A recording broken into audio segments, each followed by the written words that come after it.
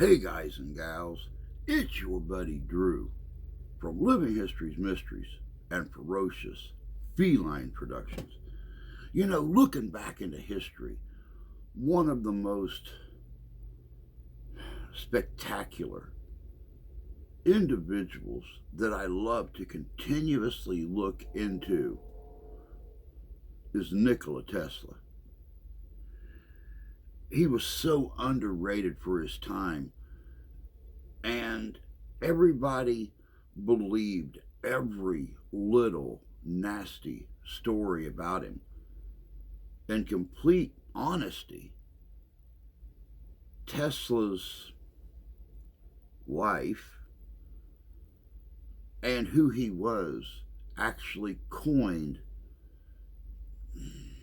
a phrase, a name, a title, most attributed to figures like Victor Frankenstein. Oh, it's alive! It's alive! It's alive! It's alive! But Tesla was anything but a mad scientist. He was an innovator. He was actually hired by the Edison Company to come to America and go to work for Edison to try to improve some of Edison's designs. And Edison even told him he would pay him $50,000 to improve these designs. And when Tesla did it with little effort, Edison basically told him it was just a joke. That's what we do in America. That's where the feud began between Tesla and Edison. I'm not going to go into a lot of detail about Tesla's life. I'm going to let you check out this video. It tells a lot. It tells a lot. Check it out. This is good. In his day, Nikola Tesla was ridiculed, demoralized, laughed at, and elbowed from society. He died in a hotel room in New York City, broke, alone, and unacknowledged.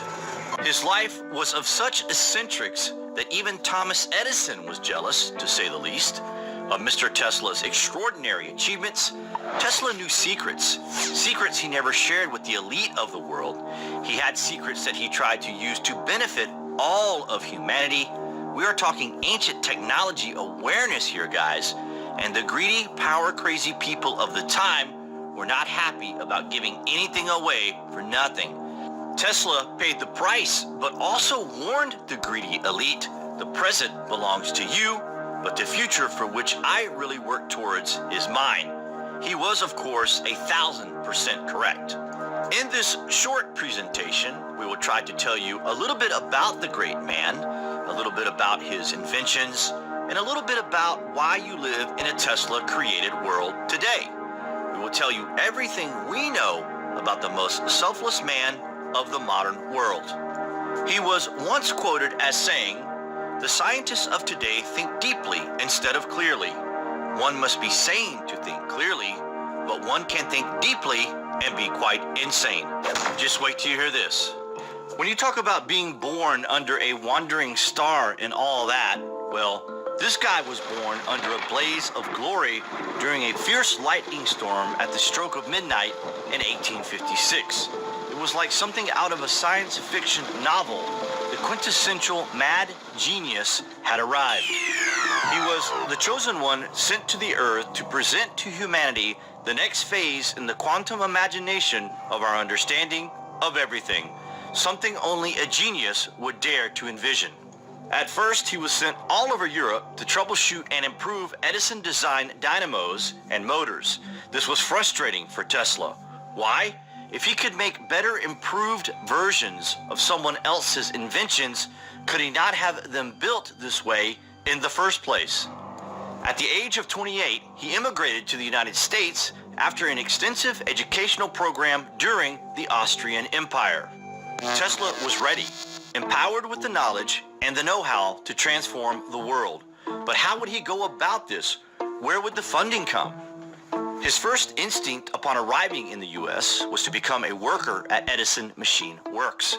Tesla was a huge admirer of Thomas Edison, but he knew Edison's ideas were flawed.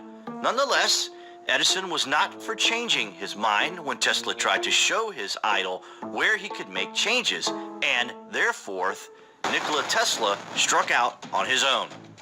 Tesla began accumulating the information needed to patent his improved version of Edison's arc lightning system, something he tried to tell Thomas Edison how to correct. In March 1885, he met with patent attorney Lemuel Sorel, the same attorney used by Edison to obtain help with submitting the patents. Sorel introduced Tesla to two businessmen, Robert Lane and Benjamin Vail, who agreed to finance an arc lightning manufacturing and utility company in Tesla's name, the Tesla Electric Light and Manufacturing. Once Tesla had the company up and running, the two businessmen abandoned the great inventor, changed the company's name, and left the man with no money. This was only the first in a succession of betrayals, but by this time, Tesla had already came up with ideas for alternating current motors and wireless energy. Going forward, he was now more wary of the scavengers, but had little choice to look for some sort of funding to produce his magnificent ideas. During this period, Tesla was reduced to working various electrical repair jobs for $1 per day. He recalls in his notes, "My high education in various branches of science, mechanics, and literature seemed to me like a mockery during 1886. This was a trying time for a man who had the ideas in his head that could transform the world, yet he seemed to be going nowhere. No one was buying into his ideology." In late 1886, Tesla set up a meet with Alfred S. Brown, a Western Union superintendent, and New York attorney Charles F. Peck. The two men were experienced in setting up companies and promoting inventions and patents for financial gain, of course. Based on Tesla's new ideas for electrical equipment, including a thermomagnetic motor idea, they agreed to back the inventor financially and handle his patents. Together, they formed the Tesla Electric Company in 1887, with an agreement that profits from generative patents would go 1/3 to Tesla, 1/3 to Peck and Brown, and 1/3 to fund development. This was his big break, and this is where things started happening, and the name Tesla was soon well known in New York City. The money Tesla made from licensing his AC patents made him independently wealthy and gave him the time and funds to pursue his own interest. This is where it all began, and what ultimately caused such a stir at the 1893 World's Fair in Chicago. The vision of Edison and the vision of Tesla for how electricity would be produced and distributed can be summarized as one of cost and safety. The DC current that Edison, backed by General Electric, had been working on was costly over long distances and produced dangerous sparking from the required converter. Regardless, Edison and his backers utilized the general dangers of electric current to instill fear in Nikola Tesla's alternative alternating current, trying to ridicule Tesla in a world where Edison held a monopoly over the inventing and newspaper pull. This led to the accumulation of over a decade of shady business deals, stolen ideas, and patent suppression that Edison and his moneyed interests wielded over Tesla's inventions. Yet despite it all, it is Tesla's system that provides power generation and distribution in our modern era. Tesla may have had a brilliant mind, but he was not as good at reducing his ideas to practice. Tesla described to his funder and business partner, J.P. Morgan, a new means of instant communication that involved gathering stock quotes and telegram messages, funneling them to his laboratory where he would encode them and assign them each a new frequency. That frequency would be broadcast to a device that would fit in your hand. In other words, Tesla had envisioned the smartphone and wireless internet over 100 years before the ideas were fully put to practice. Does that not just blow your mind, or what? He also conceived of, but never developed technology for radar, X-rays, a particle beam death ray, and radio astronomy. Tesla invented many wondrous things, including the laser, robotics, remote control, radio, and light. But his big idea for free wireless energy and a global communication network, the internet, was where he was halted in his tracks. This is inextricably linked, as they were the last straw for the power elite. What good is energy if it can't be metered and controlled? Free? Never. J.P. Morgan backed Nikola Tesla with $150,000 to build a tower that would use the natural frequencies of our universe to transmit data, including a wide range of information communicated through images, voice messages, and text. This represented the world's first wireless communications, but it also meant that aside from the cost of the tower itself, the universe was filled with free energy that can be utilized to form a worldwide web connecting all people in all places, as well as allow people to harness the free energy around them. Essentially, the zeros and ones of the universe are embedded in the fabric of existence for each of us to access as needed. Nikola Tesla was dedicated to empowering the individual to receive and transmit this data virtually free of charge. Nikola Tesla had perhaps thousands of other ideas and inventions that remain unreleased. A look at his hundreds of patents shows a glimpse of the scope he intended to offer. If you feel that the additional technical and scientific research of Nikola Tesla should be revealed for public scrutiny and discussion instead of suppressed by big industry and even our supposed institutions of higher education, join the world's call to tell power brokers everywhere that we are ready to occupy energy and learn about what our universe really has to offer. The release of Nikola Tesla's technical and scientific research, specifically his research into harnessing electricity from the ionosphere at a facility called Wardenclyffe, is a necessary step toward true freedom of information. When he died at the New Yorker in New York City, broke, alone, and frustrated, the FBI seized all of Tesla's documents. The information was stolen, and his envisioned ideas were released to the public at various intervals during the past 70 years. Tesla never being mentioned or credited for any of these world-changing ideas, and all done for massive financial gain and control. Many people are only vaguely aware of Tesla's inventions and scientific discoveries. We learned that because the FBI considered him a threat, information about him in mainstream USA was suppressed. This is evidenced by the school system leaving him out of its history books. Part of Nikola Tesla's vision comes from a vivid childhood. In his memoirs, he writes, "The memories of my youth and even of earliest childhood are very vivid, and it seems to me that my character began to develop a little sooner than is the case with most people. As a very small boy, I was weak and vacillating and made many childish resolves, only to break them. But when I was 8 years old, I read The Son of Abba, a Siberian translation of a Hungarian writer, Josika, whose lessons are similar to those of Lew Wallace in Ben-Hur. This book awakened my willpower. I began to practice self-control, subdued many of my wishes, and resolved to keep every promise I ever made, whether to myself or to anyone else. The members of my family were not long in learning that if I promised a thing, then I would do it." One of the more controversial topics involving Nikola Tesla is what became of many of his technical and scientific papers after he died in 1943. Just before his death at the height of World War II, he claimed that he had perfected his so-called death beam, so the FBI and other U.S. government agencies would be interested in any scientific ideas involving weaponry. Some were concerned that Tesla's papers might fall into the hands of the Axis powers or the Soviets. The morning after the inventor's death, his nephew, Sava Kosanovic, hurried to his uncle's room at the Hotel New Yorker. He was an up-and-coming Yugoslav official with suspected connections to the Communist Party in his country.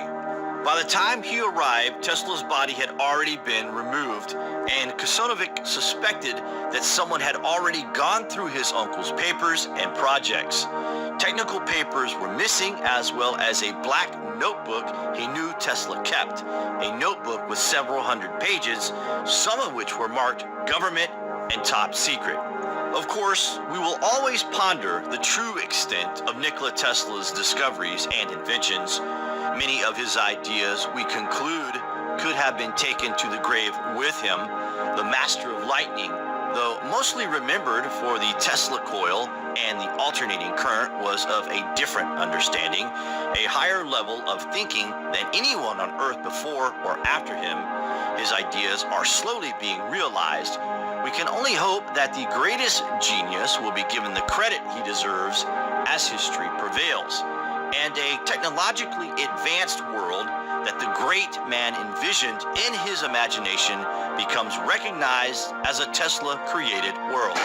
One thing the great man was obsessed with was strange radio signals that he kept detecting in 1899. Tesla recalls in an article he wrote, "I can never forget the first sensation I experienced when it dawned upon me that I had observed something possibly of incalculable consequences to mankind. I felt as though I were present at the birth of a new knowledge or the revelation of a great truth. Even now, at times, I can vividly recall the incident and see my apparatus as though it were actually before me. My first observations positively terrified me, as there was present in them something mysterious, not to say supernatural, and I was alone in my laboratory at night. But at that time, the idea of these disturbances being intelligently controlled signals did not yet present itself to me. The changes I noted were taking place periodically, and with such a clear suggestion of number and order that they were not traceable to any cause then known to me. I was familiar, of course, with such electrical disturbances as are produced by the sun, aurora borealis, and earth currents, and I was sure as I could be of any fact that these variations were due to none of these causes. The nature of my experiments precluded the possibility of the changes being produced by atmospheric disturbances, as has been rashly asserted by some. It was some time afterward when the thought flashed upon my mind that the disturbances I had observed might be due to an intelligent control. Although I could not decipher their meaning, it was impossible for me to think of them as having been entirely accidental. The feeling is constantly growing on me that I had been the first to hear the greeting of one planet to another. I was not merely beholding a vision, but had caught sight of a great and profound truth. It is thought Tesla was either detecting the Black Knight satellite or a distress call from deep space. During the 1930s, ham radio operators began listening into these signals. In 1936, it was concluded after a decipher that the message was plotting the route to a star chart in the constellation Bootes. And it is thought through the movement of the stars and taking into account the speed of light and distance to Bootes that this message could be over 13,000 years old. What are your thoughts on the late great inventor? We hope you enjoyed our presentation. Please thumbs up and share. Thanks for watching, guys.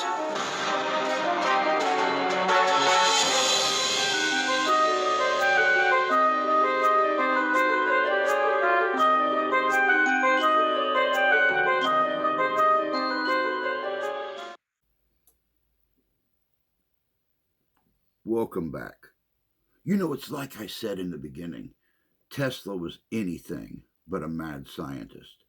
And people were willing to create lies about him to devalue his name, to make people turn away. Lies, fears about his alternating current, fears about electrical charges flying through the air, that, in all honesty, this great man and these lies that were created about him caused him to die in obscurity in this hotel room in New York City. But if he was such a mad scientist, why so quickly after his death did the federal government break into that hotel room and steal all of his research and all of his papers?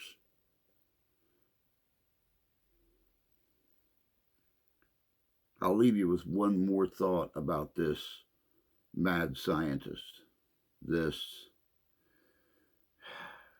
genius.